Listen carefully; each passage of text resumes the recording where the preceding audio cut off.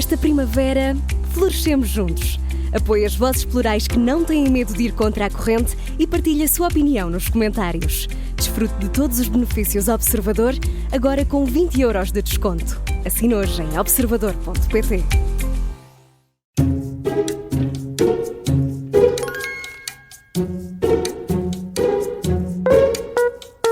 Seja bem-vindo à Comissão de Inquérito das Manhãs 360 da Rádio Observador. Hoje é nosso convidado Francisco George. É médico, ex-diretor-geral da Saúde, atual presidente da Sociedade Portuguesa de Saúde Pública. Muito bem-vindo. Obrigado por se juntar a nós. Bom dia. Bom dia. Muito obrigado. Está nervoso? Sabe ao que vem? Está nervoso? Não. Não, nunca. Mas devia estar. Este é um inquérito. Eu vou explicar como é que isto funciona. Nós temos 5 perguntas, cada resposta vale 5 pontos. Se precisar de ajuda, nós também damos, mas aí só tem direito a 2 pontos, caso acerte na pergunta. As respostas erradas, claro, não têm pontuação nenhuma. Vamos a isto? Vamos a isto. Vamos lá começar. O primeiro é do Luís Soares. Então, vamos começar com uma pergunta simples. Em que ano foi fundado o INEM? O INEM tem um antecessor, que era o 115. Sim. Foi fundado há mais de 60 anos. O 115. Sim. O 115. E devo dizer-lhe que, por mero acaso, meu pai, que era médico, Carlos George, foi o organizador do 115, que na altura funcionava em cooperação, em conjunto com a PSP. Adquiriram ambulâncias novas, Mercedes, que eram azuis e cinzentas, e faziam o percurso, inicialmente na cidade de Lisboa, que era devidamente cronometrado. E eu lembro perfeitamente do meu pai fazer testes, eu acompanhava, eu teria 16 anos, e nesse contexto haviam simulacros de acidentes em Lisboa, ou de necessidade de respostas a emergências médicas, para testar essa capacidade de resposta. E eram cronometradas, e cada vez que havia um atraso superior a 10 minutos, o sistema era afinado no sentido de o socorro chegar o mais rapidamente possível. Portanto, eu sou testemunha, Certo. Devo ser, eu e os meus irmãos, somos os únicos podem testemunhar o cuidado com que foi fundado o INEM. Neste caso estou a falar mesmo do Instituto em si, do Instituto Nacional de Emergência Médica, não da linha que era conhecida como 115. Que era um instituto precursor, certo, como disse, do INEM. Claro. Que, portanto, estou a falar de 1965. Isso, o 115. É o 115. 115. Mas formalmente o INEM enquanto instituto... os decretos com essa designação? Exatamente. Mas isso é uma pergunta que eu não sei responder. Mas posso dar ajuda. Mas pode dar ajuda, diga. Então, temos aqui 3 hipóteses. 1979, 1981 ou 1983. Vamos à do meio. Está certo. E faz muito bem. Certo. Está certo. No meio está a ouvir tudo. Exatamente. Foi em 81. E agora que estamos em 2024, é preciso refundar o INEM? Não, é preciso reorganizar os serviços de resposta à emergência. São situações que têm sido escritas na imprensa, muito preocupantes, e que não podem continuar a acontecer. Os cidadãos têm que ter confiança nos seus serviços. E como é que essa confiança é restabelecida? Pela qualidade. É preciso mais qualidade, é preciso uma resposta eficaz e que o conjunto dos cidadãos, as pessoas, percebam que o INEM tem respostas eficazes. E ligando para o novo 115, que agora é o 112, é o 112, não sei se sabe, porque, enfim, foi um acordo europeu. Exatamente, é o número europeu de emergência. O mesmo número europeu. Se bem que a Inglaterra era o famoso 999. Não é? Era por ser mais fácil, não era? Havia uma explicação para o número que era mais fácil de rodar nos telefones antigos. 999. Portanto, era isso que se marcava. E foi muito inspirado nessa experiência, nessa realidade inglesa. Meu pai tentou ainda um número mais simples do que o 115, mas, enfim, as regras... Não colou na altura. Não é uma questão de colar, era uma questão de possibilidade tecnológica que na altura era mais atrasada do que atualmente, como imaginam, e não foi possível... repetir. Eu li que essa justificação do 9 é que o 9 é o mais próximo nos telefones de rodar o número, é que o 9 é o mais rápido para era o que tornava mas é um mais assunto que é importante em termos... Deixa-me perguntar-lhe se encontra aqui algum nível também de responsabilidade política naquilo que tem acontecido nestas últimas semanas relativamente ao INEM. Há sempre responsabilidade política, sempre, porque os serviços públicos... Por parte da Ministra, nomeadamente? Os serviços públicos... no contexto da administração pública, funcionam com tutelas de membros do governo, de secretários de Estado, de ministros, de primeiro-ministro. São, portanto, aqueles que devem responder em termos políticos perante a sociedade. E a Ministra devia tirar ilações daquilo que aconteceu? Bem, eu julgo que sim, mas não posso defender, deixe-me dizer-lhe, a demissão da Ministra, como muitos apresentam, porque sou Presidente da Sociedade Portuguesa de Saúde Pública e, naturalmente, teria que auscultar todos a ver se concordariam com esta posição. E então não posso dizer que a Ministra tem que se demitir. Agora, posso dizer que o assunto é de grande gravidade. É inaceitável que um serviço público funcione mal. Portanto, isto é que que tem estas consequências. São as consequências. Tem estas consequências. É absolutamente essencial, e sempre disse isto, não é de agora, que as pessoas tenham confiança nos seus serviços.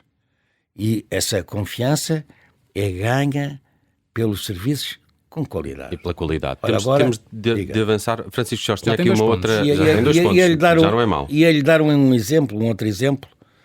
Olha, agora tem sido discutida a questão da indenização dos casos de doença e de morte que tiveram lugar há 10 anos atrás da epidemia da doença dos legionários em Vila Franca de Xira.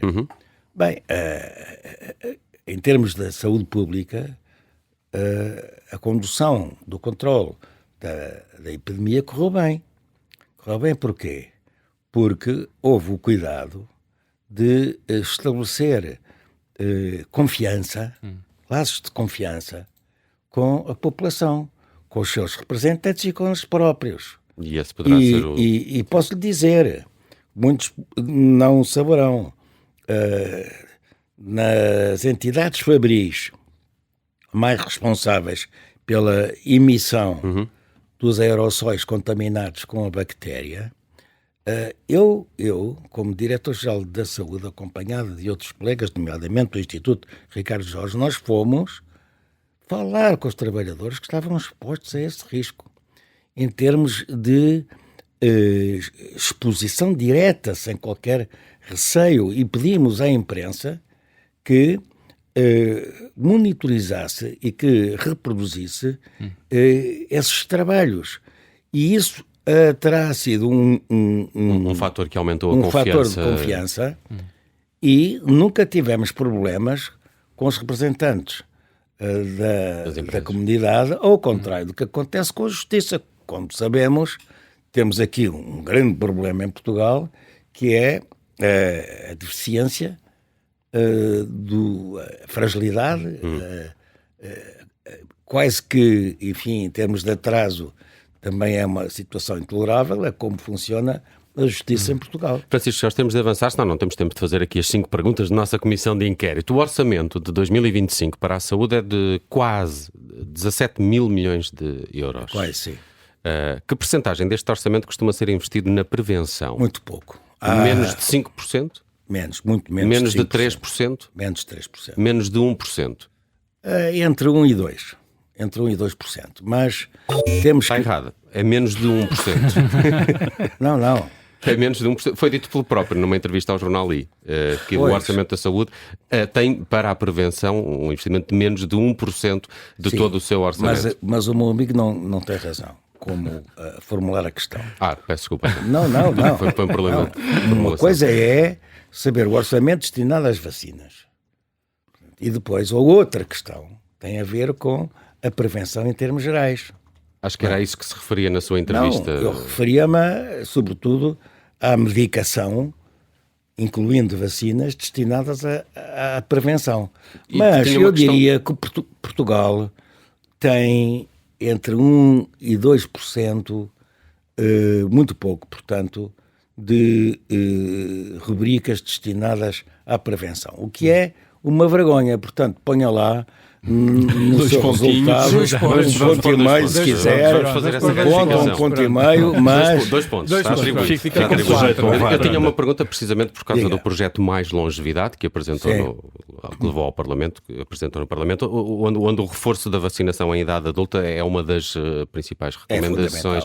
Qual é a importância disto? A importância porque, enfim, nós sabemos que é possível vivermos mais tempo, portanto, com uma longevidade maior, adiar, diferir, levar mais para diante o final da vida, desde que tenhamos em atenção a necessidade de vacinar com novas vacinas, que não existiam até há pouco tempo, e que são, os maiores de 65 anos, não é?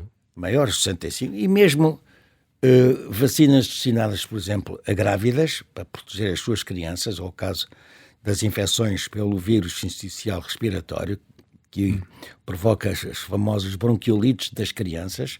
As grávidas hoje têm vacinas muito seguras para proteger as crianças, mas depois, na idade adulta, há também novas vacinas para proteger os adultos dessas infecções respiratórias. Mas há outras infecções respiratórias, umas de natureza viral, outras de natureza bacteriana, que podem ser evitadas através da vacinação. É o caso naqueles que têm mais de 65 anos e problemas crónicos, da nova vacina contra a gripe, que tem 4 vezes maior dose do que a standard. Já está a ser administrada este ano, não é? Aos maiores de 85 anos. Sim, mas aí é que está. É que gera-se uma iniquidade.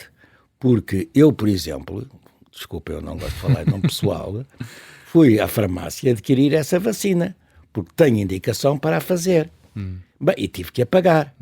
46 euros. Agora imaginemos que uma família com rendimentos muito baixos, rendimento mínimo, o salário mínimo, situações de desemprego, situações de pobreza... E até com reformas bastante baixas. Muito bem. Agora imaginemos que um cidadão da minha idade que tenha indicação para fazer a vacina não tem dinheiro para adquirir. Então o que é que estamos a ver?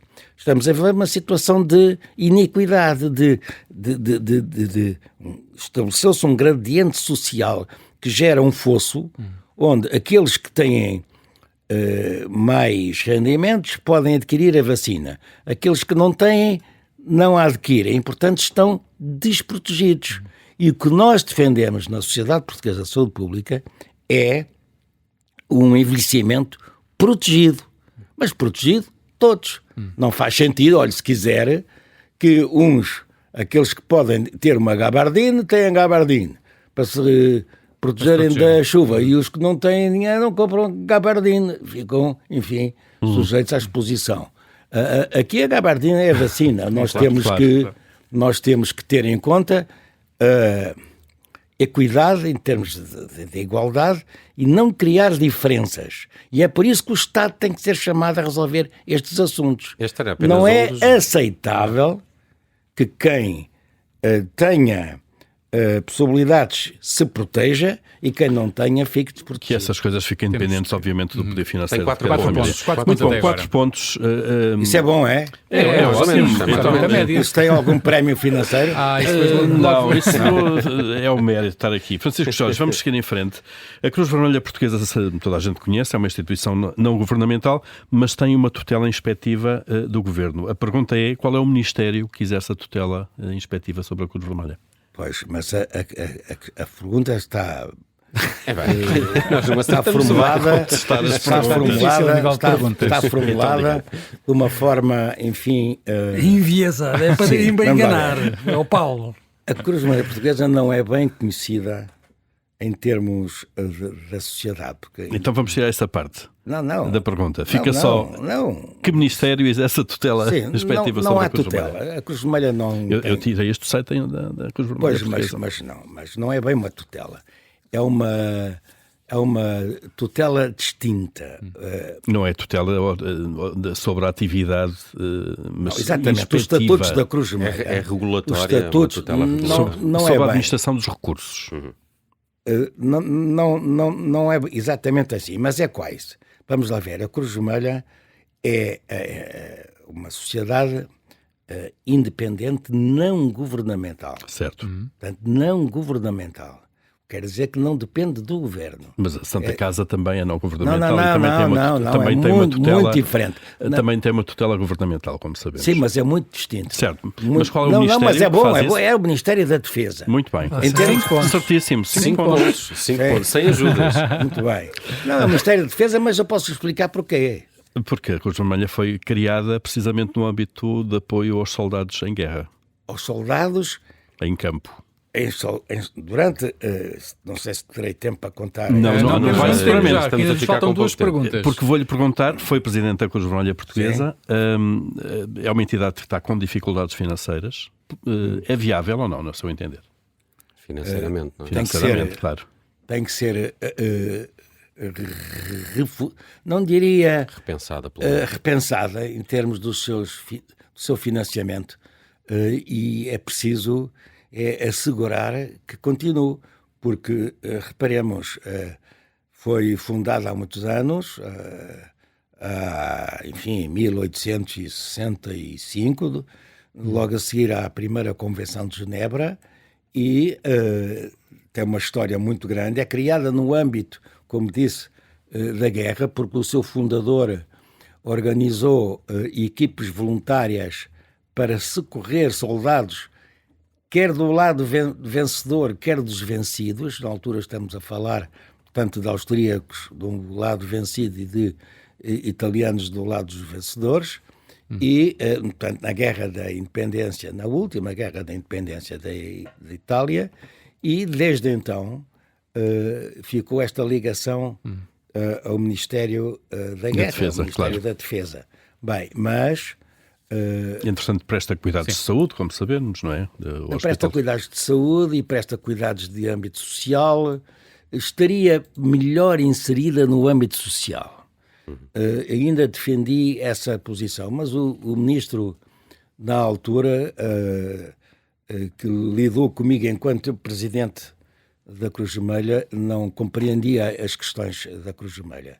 Qual foi o ministro? O ministro Gomes Cravinho. Gomes Cravinho. Estava muito distante destes problemas e não deu a devida atenção a estas questões. E entendeu-as mal. E tive, se quiser,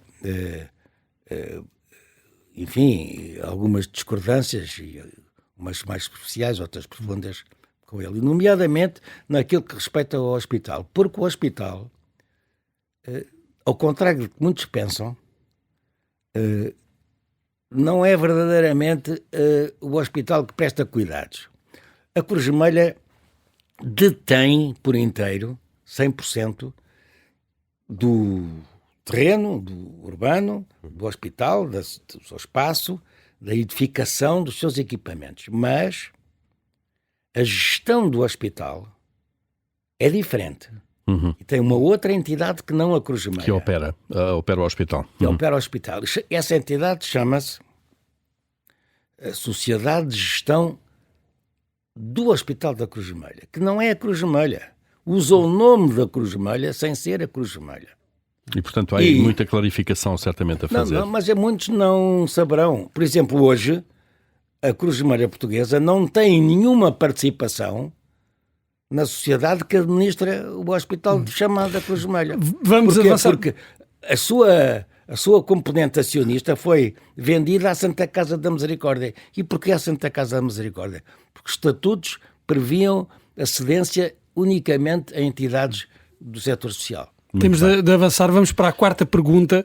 É relativamente simples. Quantas mulheres chegaram ao cargo de Diretora-Geral da Saúde desde a criação da DGS? Isso já pode apontar aí os pontos. 3. 3, exatamente.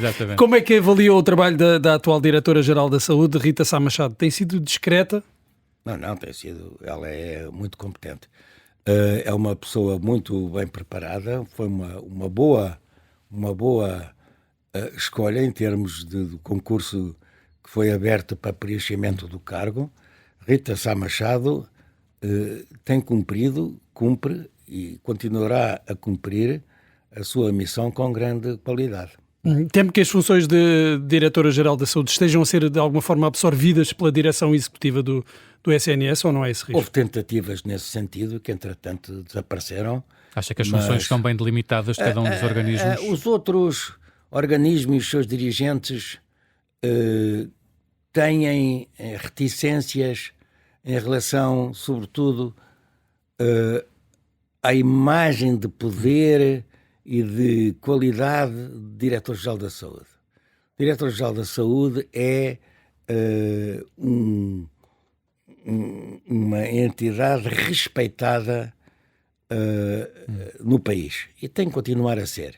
E não pode mudar em função dos seus governos. Eu próprio posso dizer que ao longo testemunho que ao longo da história, desde a criação da Direção-Geral da Saúde, ainda no tempo da monarquia, foi criada no tempo de Carlos de Bragança, em 1899, os seus diretores-gerais atravessaram regimes muito diversos. Desde a monarquia à República, e na República da Primeira, à Segunda, à Terceira República, os seus diretores-gerais, incluindo, por exemplo, antes do 25 de Abril, o diretor-geral que estava em funções continuou a seguir, por sinal, devem saber, era pai do antigo Presidente da República, Jorge Sampaio, o professor Arnaldo Sampaio, passou do regime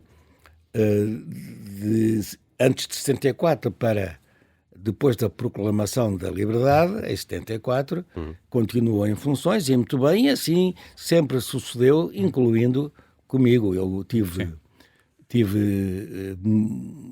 experiência de Diretor-Geral da Saúde com muitos primeiros ministros, desde comecei na Direção-Geral da Saúde no tempo de Guterres, e depois foi com Durão Barroso, Santana Lopes, Sócrates, esses todos. E Passos Coelho ainda, se não me engano. Francisco Giorgi sobreviveu a isso tudo. Nosso convidado hoje na comissão de inquérito. Não foi uma questão de sobreviver. A primeira coisa que eu fazia... E eles é que sobreviveram mal. A primeira coisa que eu fiz sempre foi dizer, olha, eu estou aqui... Pôr o lugar à disposição. Não, eu estou sempre... Se quiser, continuo. Se quiser, vou-me embora. Mas todos disseram... Não, precisamos de si. Foi sucessivamente Francisco Giorgi também saiu bem na nossa comissão de inquérito. Fez 14 pontos, ficamos sem tempo para uma última questão. Então, vamos atribuir 14 em 14? Não, vamos atribuir 19. Vamos dar 19 e 25. 19 e 25 não é nada mal. É um dos... Já não temos tempo para a última pergunta. Passamos muito o nosso tempo. É uma borla sem risco, portanto. Muito obrigado por ter vindo à comissão de inquérito. Obrigado. Ótimo convidado hoje para fechar esta edição das Manhãs 360. Vamos ter notícias já de seguida com o Luís Soares.